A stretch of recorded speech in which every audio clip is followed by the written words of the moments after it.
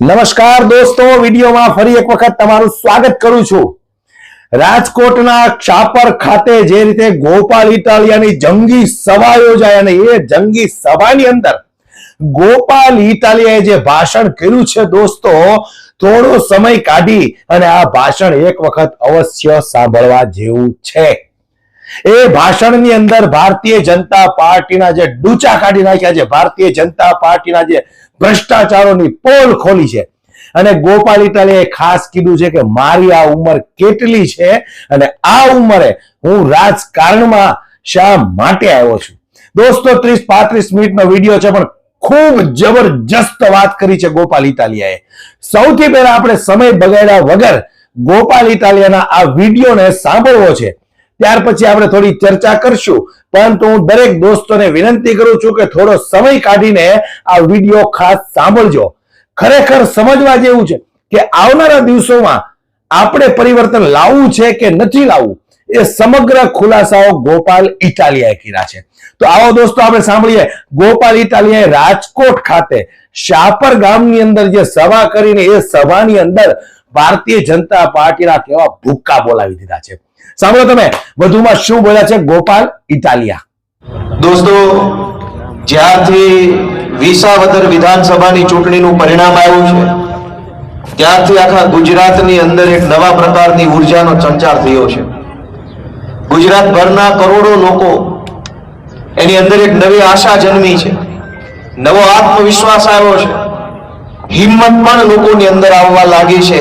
એ બદલ હું વિસાવદર વિધાનસભાના મારા સૌ મતદારોનો પણ આભાર વ્યક્ત કરું છું અહીંયા ઉભા રહી, કેમ કે વિસાવદર વિધાનસભાના મતદારોએ આખા ગુજરાતની જનતાને આશા, હિંમત અને વિશ્વાસ આપવાનું કામ કર્યું છે। વિસાવદર વિધાનસભાની ચૂંટણીની પહેલાની સ્થિતિ જો આપણે વિચારીએ તો આખા ગુજરાતમાં હજારો માણસો રાજનીતિથી કંટાળી ગયા કે કોઈ રાજકારણીઓ ન જોઈએ, કોઈની સભામાં નથી જવું, બધા હરખા છે, આનથી આગા હારા ટીવીમાં સમાચાર રાજકારણના આવતા હોય તો જોવાનું મન ન થાય, બધાથી કંટાળી કરોડો લોકો એને રાજકારણથી પોતાનો કિનારો કરી લીધો, છેડો ફાડી નાખ્યો કે ભાઈ આની હારે નહીં। ભાજપ, કોંગ્રેસ વર્ષો સુધી એમની સાથે જોડાયેલા બધા જ નેતાઓએ એવો કંટાળો લાવી દીધો કે રાજનીતિમાં માત્ર પાર્ટીના કાર્યકર્તાઓ, લેભાગુ તત્વો, કોન્ટ્રાક્ટ લેવા વાળા, ટેન્ડર લેવા વાળા, 5-50ની કટકી કરવા વાળા વધ્યા। આમ જનતાએ રાજકારણમાં રસ લેવાનું છોડી દીધું અને જનતાએ રસ લેવાનું છોડી દીધું એટલે સરકારમાં બેઠેલા નેતાઓને હેલું થઈ ગયું કે હવે કોણ જોશે ને કોણ તમને પૂછે છે, બધું ઈનાઈ। પણ વિસાવદર વિધાનસભાની ચૂંટણી પછી હજારો લોકો રાજનીતિને ફોલો કરતા થયા, રાજનીતિમાં રસ લેતા થયા। મને યાદ છે કે 23મી તારીખે ચૂંટણીના પરિણામનો દિવસ હતો, જાણે વર્લ્ડ કપની ફાઇનલ હોય ને એમ બધા ટીવી જોતા હતા તે દિવસે। સાચી છે કે ખોટી? જે લોકો જિંદગીમાં મુશ્કેલીના સમાચાર નહોતા જોતા, ચૂંટણીના પરિણામ નહોતા જોતા, એ હવારના ખાધા પીધા વગરના ટીવી સામેથી મટકું નહોતા મારતા, નહીં મોઢું ફેરવું 200 મતનો ગેપ ઘટી ન જાય। લોકો ઈ હર્ષ, ઈ ઉત્સાહ અને એવી ઉર્જા સાથે ટીવીમાં સમાચાર જોઈ રહ્યા હતા કે ગોપાલ ઇટાલિયા જીતવો જોઈએ। વાસ્તવિકતા એ છે કે ગુજરાતની જનતા ગોપાલ ઇટાલિયા જીતવો જોઈએ। જનતા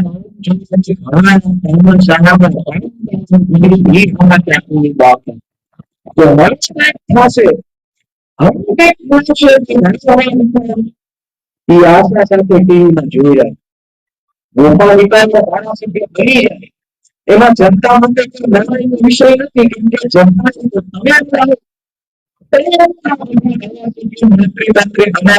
કેટલાને ઘરે બનાવી દીધા, તમે જનતા વિષય નથી। લડાઈની વાત એવી હતી કે ગુજરાતની અંદર જનતાને ખાના પીવામાં આવતું ન હતું। તમારા વિસ્તારમાં ગટર ખરાબ થઈ ગઈ હોય, રોડ ખરાબ થઈ ગયો હોય, લાઈટ ટાઈમે ન આવતી હોય, જીઆઈડીસી છે, જીઆઈડીસી ના કઈક પ્રશ્નો હોય તો સરકાર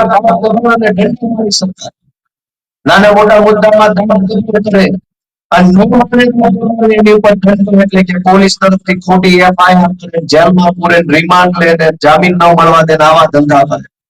30 વર્ષ સુધી દંડનું શાસન ચાલ્યું ગુજરાતમાં.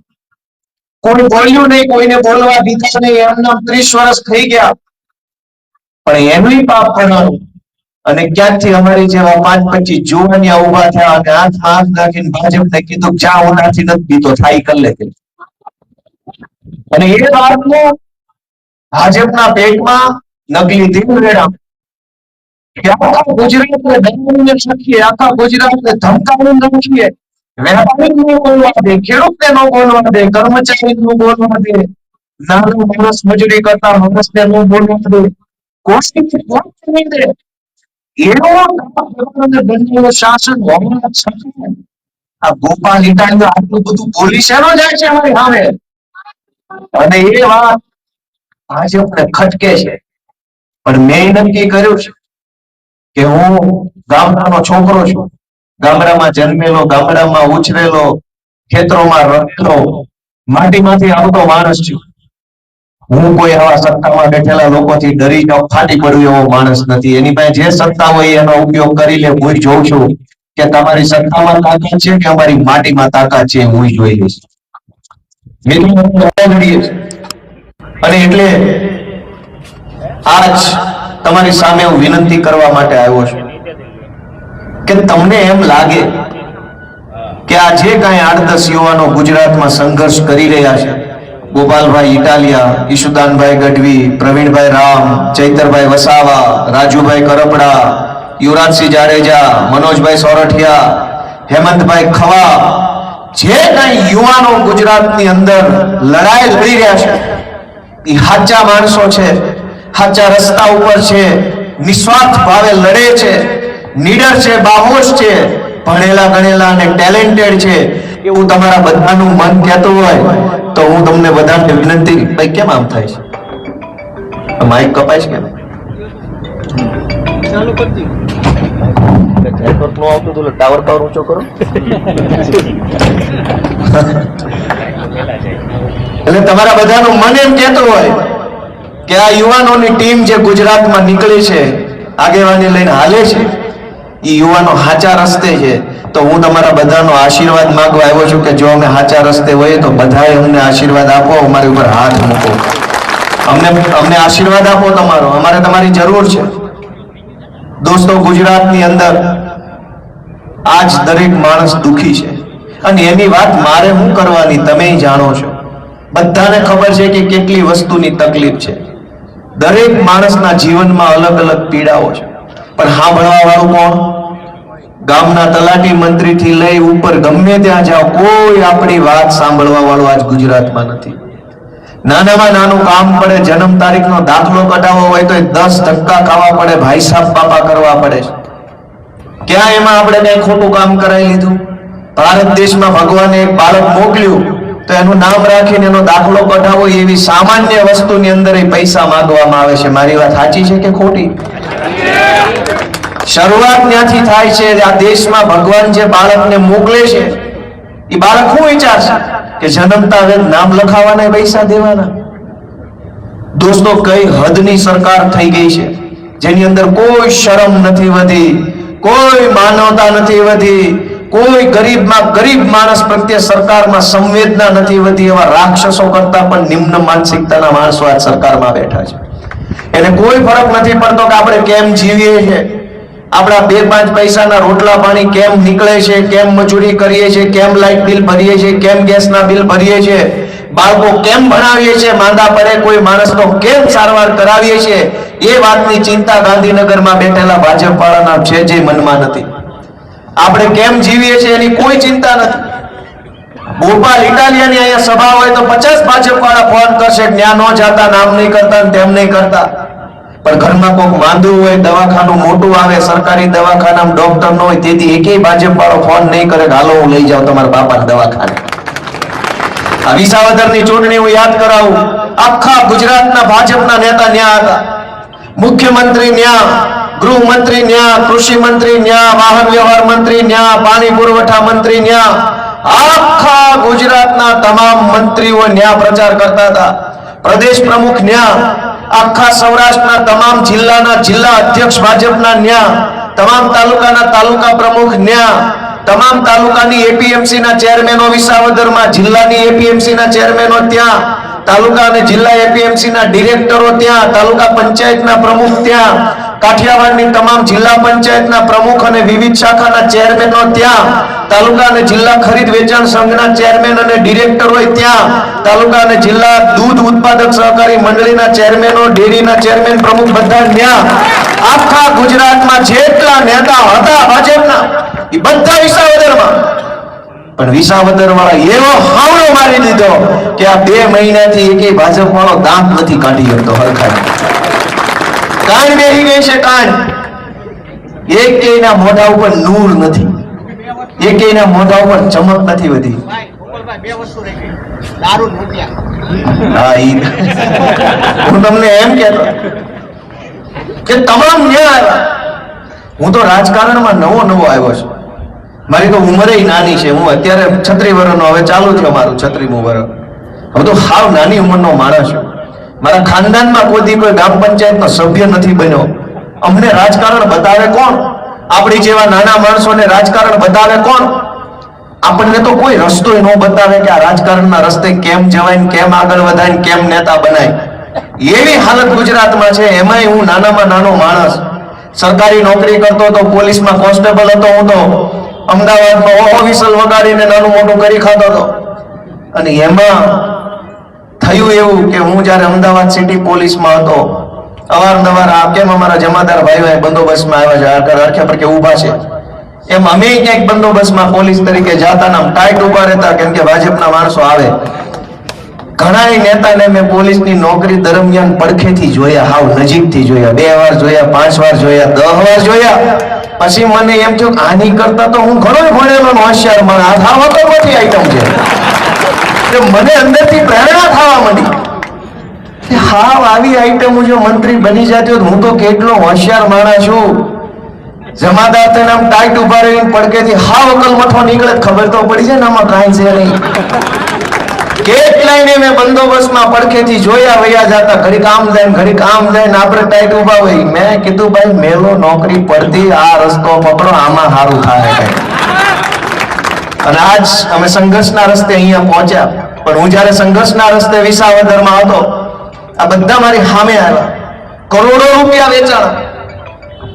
મારે એ કહેવા જવું છે કે એક ગરીબ બેન દીકરીને વિધવા સહાય લેવી હોય સરકારમાંથી, આ કાગળ લાવો, ઓલું કાગળ લાવો, આ ફોર્મ ભરો, ફોટો નથી, અંગૂઠો નથી, સોગંદનામું નથી, આયા સહી નથી, બાપાના મરણનો દાખલો નથી, હસબન્ડ ગુજરી ગયા, એનું 500 તો પ્રશ્ન કરે 1200 રૂપિયા માટે. એની ઈ જ ભાજપની ટોળકી ચૂંટણી આવે તો 5-5 હજાર રોકડા આપી જાય, કોઈ સોગંદનામા નથી કરવા પડતા.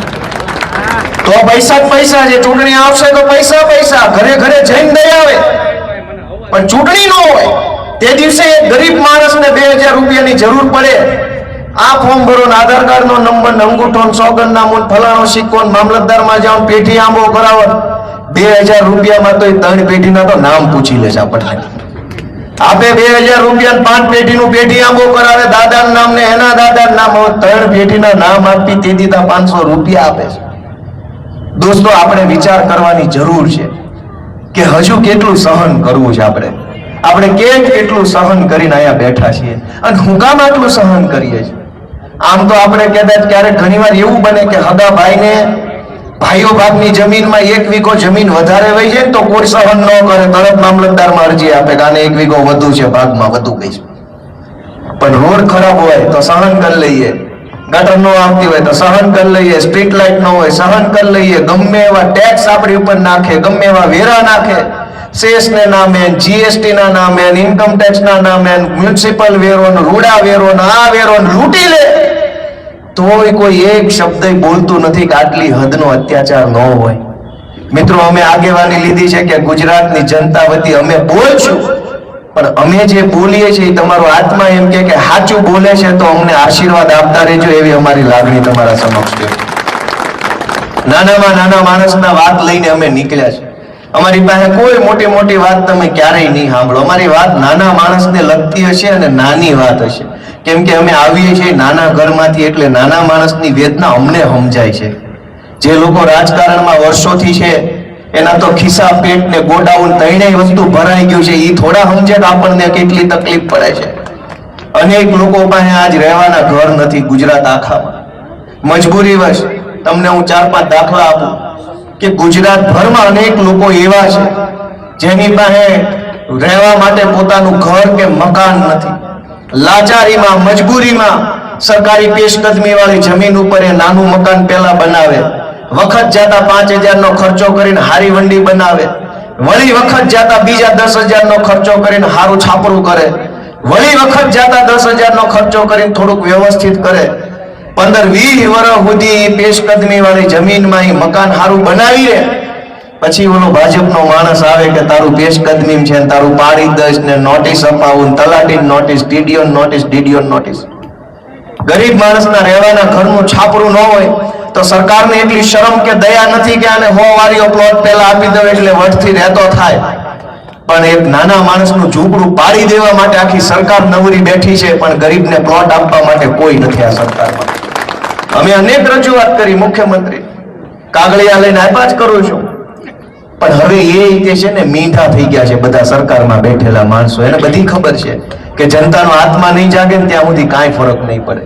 હું તમારા આત્મા જગાડવાની વિનંતી કરવા માટે તમારી વચ્ચે દીકરો બનીને આવ્યો છું કે આપણા માટે શાળામાં માસ્તર નથી, દવાખાનામાં ડોક્ટર નથી, બસોમાં ડ્રાઈવર નથી, ગામમાં બસ નથી, આપણા માટે સ્ટ્રીટ લાઇટના થાંભલે લાઇટ નથી, ભોં ઉપર સારા રોડ નથી, ભોં હેઠે ગટર નથી, આપણા માટે કાંઈ નથી, અને તોય આપણે એના માટે મત આપીએ છીએ. આ તો વિચારવા જેવી વાત છે ભાઈ બધાએ કે ક્યારે આપણે જાગશું, દુનિયા ક્યાં પહોંચી. ભાજપની સરકાર એમ વાત કરે છે કે દેશને વિશ્વ ગુરુ બનાવી દો.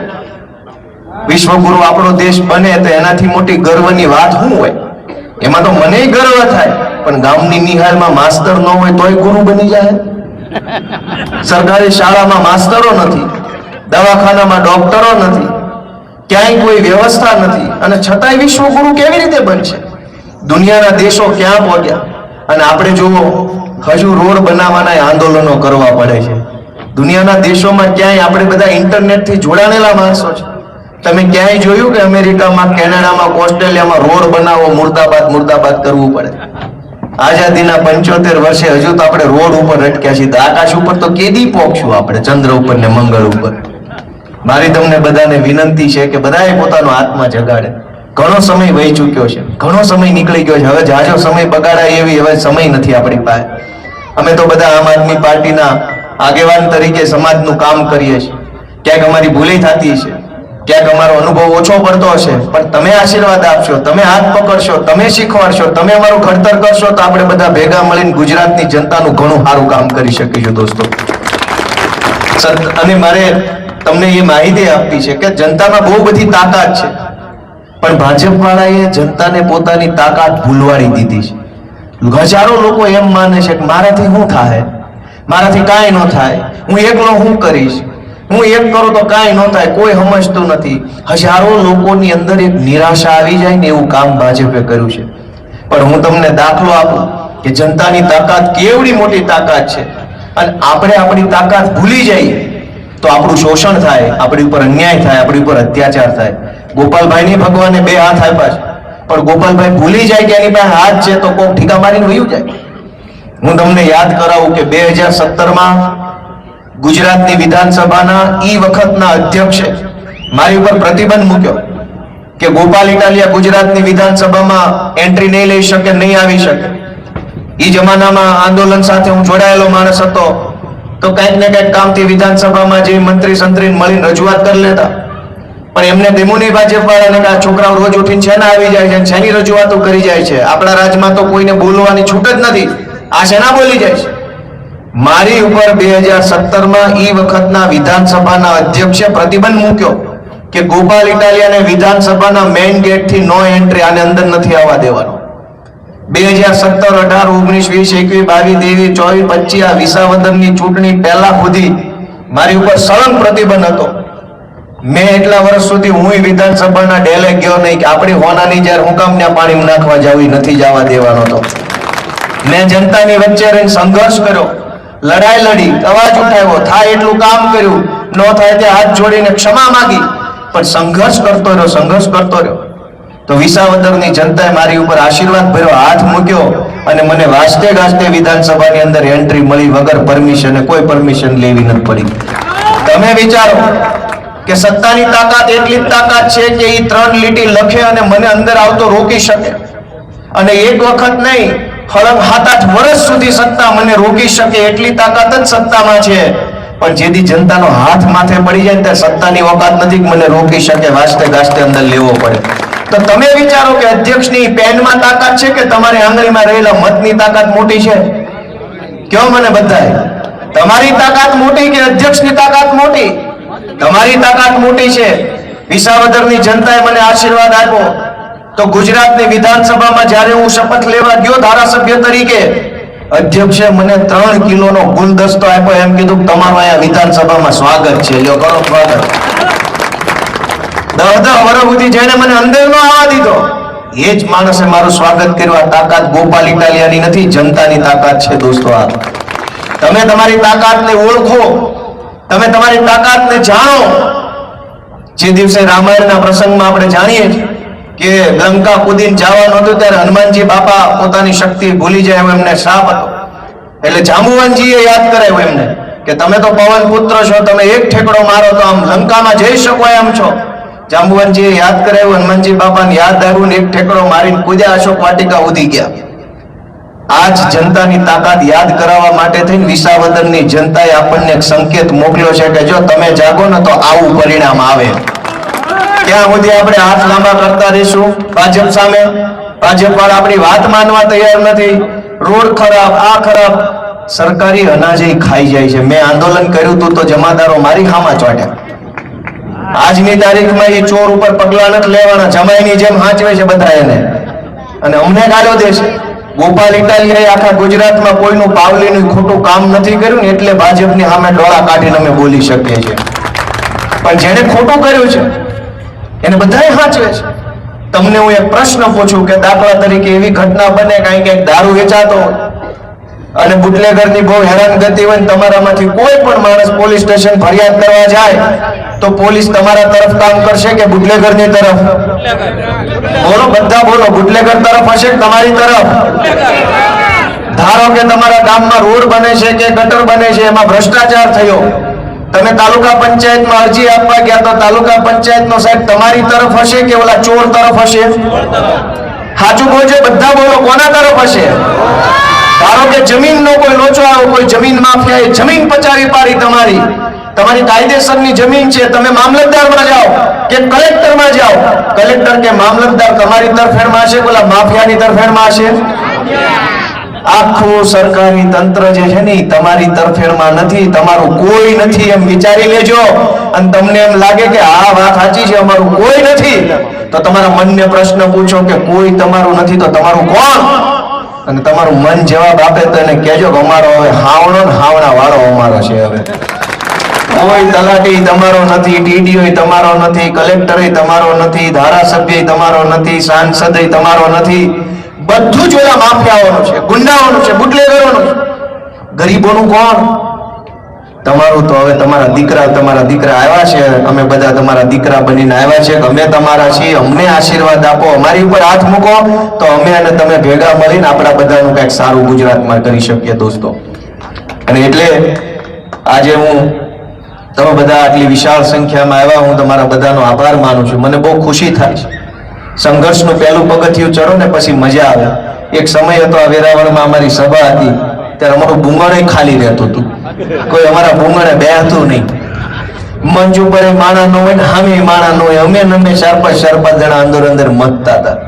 પણ અમને એ વાતનો વિશ્વાસ હતો કે અમારી વાત સાચી છે, અમારો રસ્તો સાચો છે, અમારી દાનત સાચી છે.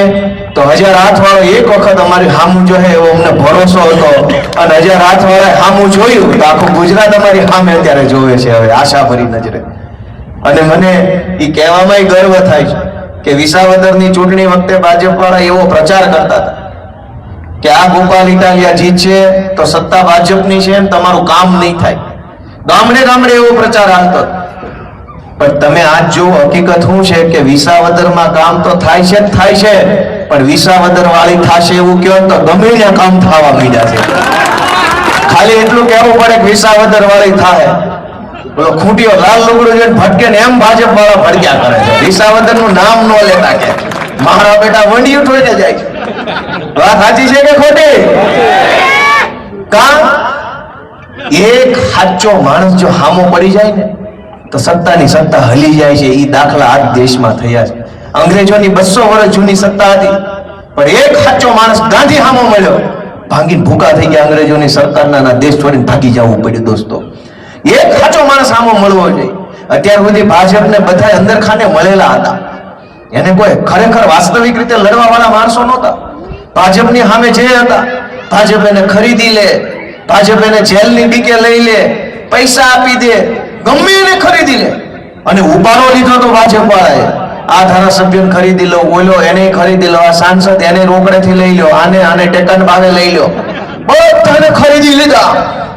વિસાવદર વિધાનસભાની ચૂંટણી પહેલા મેં ચેલેન્જ મારેલી કે ખાલી ગુજરાતમાં નહીં, આખા ભારત દેશમાં ભાજપ પાર્ટીમાં કોઈ માયનો લાલ હોય તો ગોપાલભાઈ ઇટાલિયન બીવડાવી બતાવે તો હું માનું કે કોઈ મરદ એમાંય છે.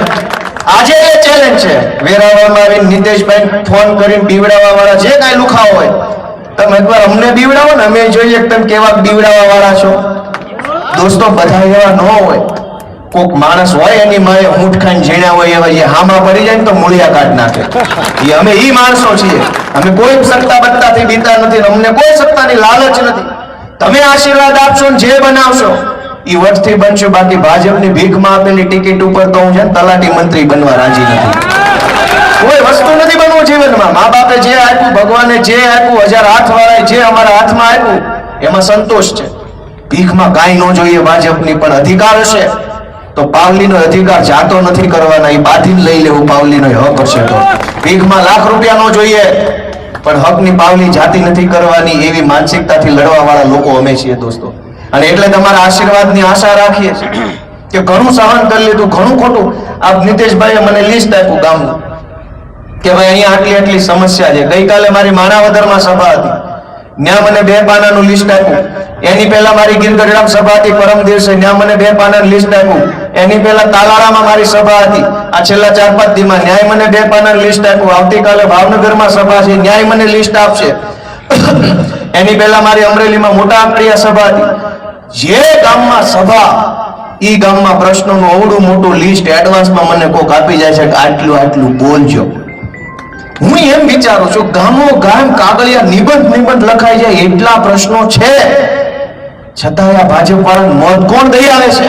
મોટા મોટો પ્રશ્ન જ વાતનો છે કે આટલા પ્રશ્નો છે અને આ પ્રશ્ન કોણ સાંભળે છે? મેં તમને કીધું એમ આપણી વાત સાંભળવા વાળો કોઈ નેતા આખા ગુજરાતમાં નથી. અને વાત સાંભળવા વાળો નેતા નથી એટલું જ નથી, નેતાએ ક્યાં ભાજપ વાળાએ વધવા દીધા? બધા પ્યાદા જ વધ્યા છે. ખાલી નેતા તો ત્યાં કોઈ વધવા નથી દીધો. પોતાના દમથી જનતાનો અવાજ ઉઠાવી શકે, કામ કરી શકે, સરકારમાં બોલી શકે, એવા એકેય વધવા નથી દીધા. બધાને બનાવી દીધા છે મૂંગા, મૌન બનાવી દીધા છે. અને એટલે હું તમને વિનંતી કરવા આવ્યો છું કે એક તક અમને આપો. અમે સંઘર્ષ કરીને આટલો રસ્તો બનાવ્યો છે. રાજકારણમાં આસાન નથી હોતું, અહીં સુધી પહોંચવું બહુ અઘરું હોય છે. અમે કેટલું વેઠીને અહીંયા પહોંચ્યા છે. મારે રોદણા નથી રોવા, પણ તમે અમારી શક્તિને ઓળખો, અમારા સંઘર્ષને ઓળખો, અમારી ધીરજને ઓળખો. 10 વર્ષનું તપ કર્યું છે.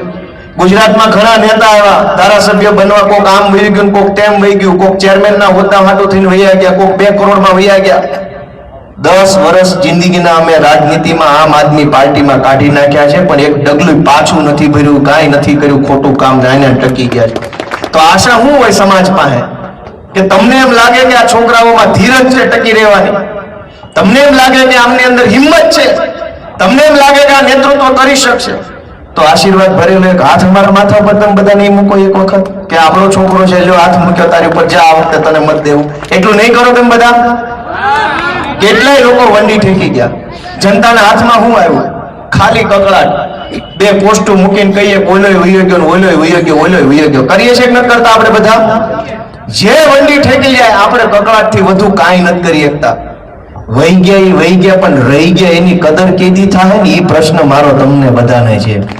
કે વહી ગયેલાની વાતો ચોરે ચોરે થાય છે, ઓટલે ઓટલે થાય છે. રહી ગયેલા ઉપર હાથ મૂકવાનું ભૂલી ન જતા ચૂંટણી આવે ત્યારે, એવી મારી તમને હાથ જોડીને વિનંતી છે કે અમે ટકી ગયા છે, અમે જીરવી ગયા છે, ખણના ખા જીરવી ગયા. ભાજપે અમારી ઉપર હું જુલમ ન કર્યો. જેલમાં પૂર્યો મને 15 વખત, ઈશુદાન ગઢવી ઉપર ખોટું આળ મૂક્યું, પ્રવીણ રામને જેલમાં પૂર્યા, મનોજ સેરોઠિયા જેલમાં. અમારી આખી આમ આદમી પાર્ટીના નેતાઓ જનતા માટે થઈને જેલમાં રહેલા માણસો છે. ગુજરાતમાં 2 પાર્ટી છે. એક પાર્ટી છે ભાજપ, જેમાં જેલની બીકે ભાજપમાં છે, એ બધા ભાજપમાં છે, જેલમાં ન જવું હોય. અને જનતા માટે જેલમાં રહેવાનું મંજૂર હોય એ બધા આમ આદમી પાર્ટીમાં છે. જેલની બીકે ભાજપમાં હોય એને તમારો મત મળશે, કે તમારા માટે જેલમાં જવા તૈયાર હોય એને તમારો મત મળશે, એ તમારાથી નિર્ણય લઈને ઊભું થવાનું છે. અમે સંઘર્ષ કરીએ. આ અમારી યુવા ટીમ છે, તમે મંચ ઉપર બેઠેલા બધા જોઈ લો. કોઈને સ્વાર્થ નથી. ટિકિટનો સ્વાર્થ હોય તો ભાજપમાં જવું પડે, હોદ્દા જોતા હોય ભાજપમાં, રૂપિયા જોતા હોય ભાજપમાં, જે જોઈએ એ બધું અત્યારે મળે છે ભાજપ. અહીં શું મળે છે? અહીંયા તો આ સાબુનનો ફાળો કરીને કાઢવા પડે છે. અમારે આ ખુરશીનો ફાળો કર્યો હોય છે, આ મંચનો ફાળો હોય છે, આ બધાના પૈસા હોય છે. મને ખબર છે કશું જ મળતું નથી, છતાંય આ કામ કરીએ છીએ. શું કામ? કે અંદરથી પીડા થાય છે કે આ ગુજરાત આપણું છે ને, ગુજરાત સાથે આ નેતાઓ ખોટું કામ કરી રહ્યા છે. અને એટલે બધા પોતપોતાનો સારો કામ ધંધો હતો તેમ છતાંય રાજનીતિમાં સમય આપે છે. આ કોઈ કઈ નવરા નથી કે કોઈ કઈ અનાથ આશ્રમમાં આવેલા નથી. હવને ઘર પરિવાર, બૈરા છોકરા, જમીન મૂડી બધું છે, છતાંય તે જીવના જોખમે ભાજપના ગુંડા સામે, સરકારી તંત્ર સામે, માથાભારે માણસો સામે લડે છે. એ બધાને તમારા આશીર્વાદની જરૂર છે. તમારા આશીર્વાદ અમને મળશે તો અમે ઘણું સારું કામ કરી શકીશું. અમે ક્યાંય ખોટું કામ કરતા નથી. આટલા વર્ષ થઈ ગયા રાજકારણમાં, ખોટી દિશામાં અમે પગલું નથી ભર્યું.